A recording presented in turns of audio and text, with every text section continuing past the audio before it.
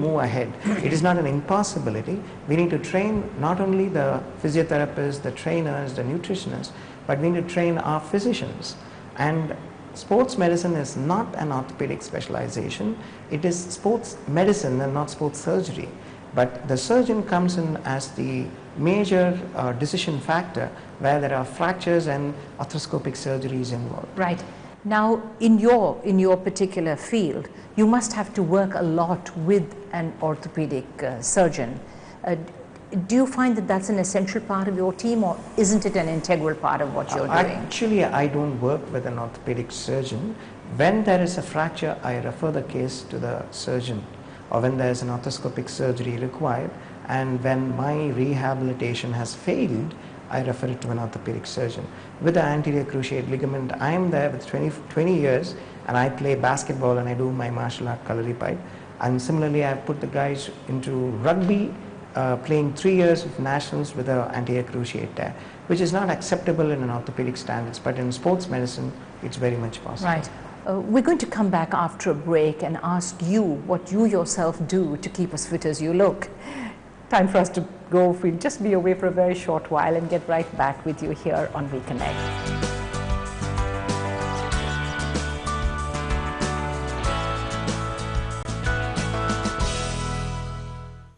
Welcome back to our program, continuing that discussion that we're having right here about sports medicine and what this means, what it's all about.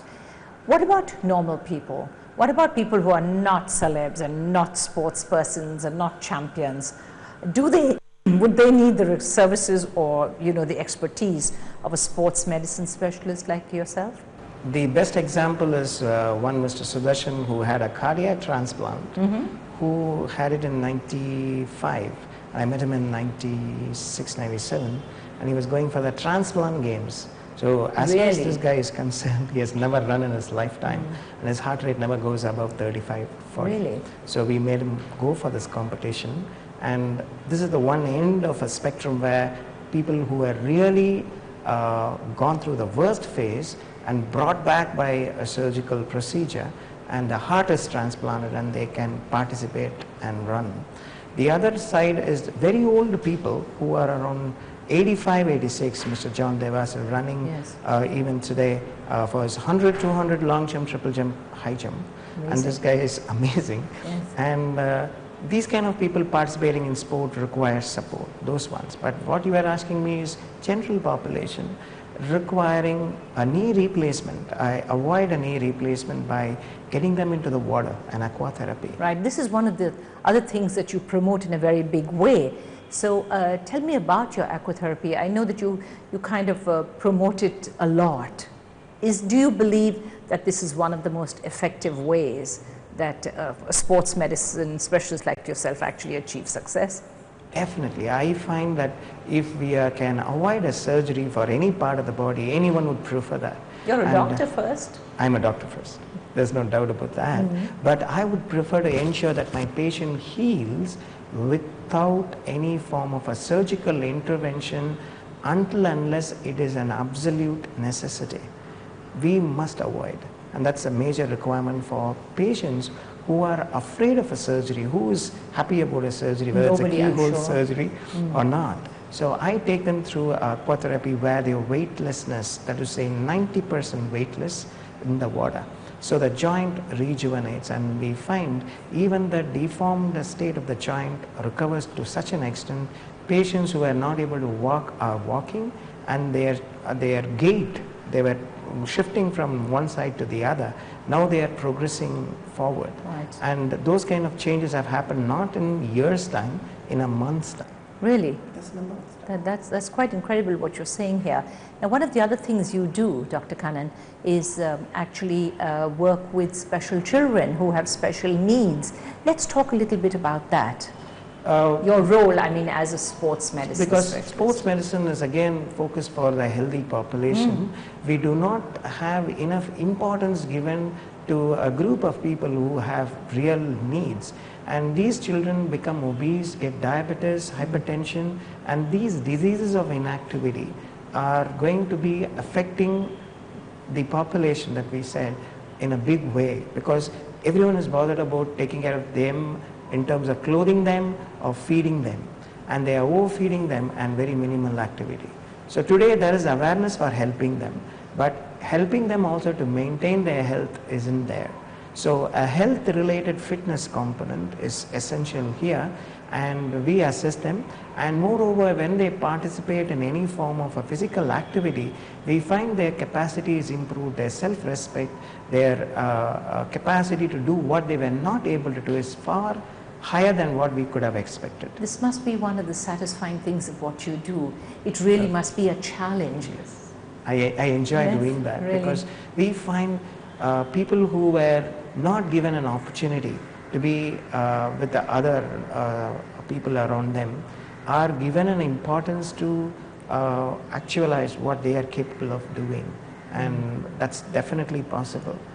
Similarly, I work with the dancers and martial artists, because dancers are another group who also come under sports medicine, never given any importance, because the dance injuries in our country is not given that much there's not much focus on dance injury. Yes. The reason is that there was only one article written by me on Indian dance injuries. That means there is nobody who is dealing with dancers in a country of this size, and dancers who are involved in Bharatanatyam, Kuchipudi, Mohiniyattam and various indigenous forms.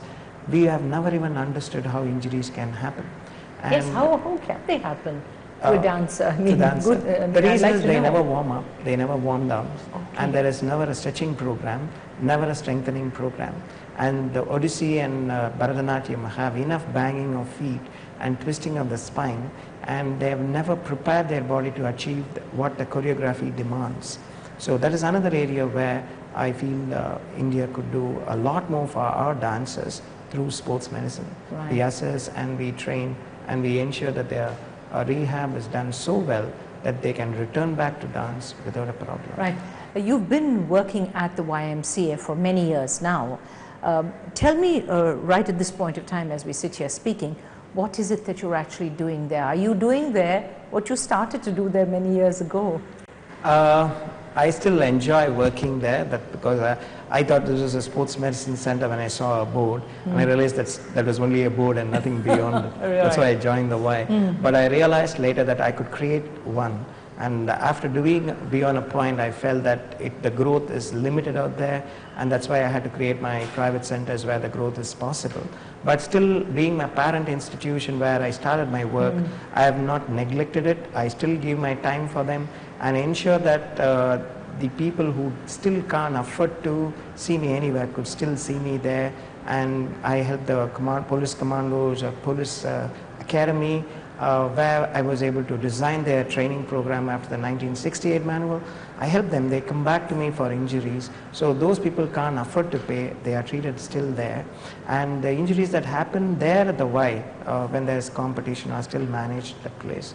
I still manage the injuries. I take lectures, but I treat all my private patients outside. Right. But do you, on a personal level, get more satisfaction when you go out, into the open and you're actually working with people who are performing, either they're dancers or they're athletes or they're sports persons of any kind?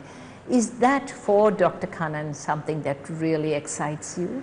Otherwise I won't be living. That's cool, that's a good answer. The reason is that's what allured me to sports medicine, that I'll be traveling, meeting people and helping to the best capacity of mine the people who require that assistance. So I had to gather so much around, and what I have today, because I didn't have a teacher, that is the reason that I was able to gather. Right.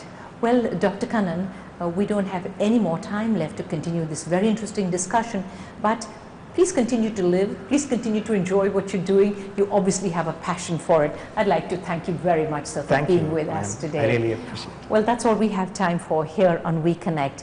But you don't forget to join us every weekend, Friday nights at 9:30. We'll be right back with you. Remember that this is the program where you'll find people who are very interesting, people who really have something to tell us, people whom it's a pleasure to listen to. So until the next time, you take care. Bye for now.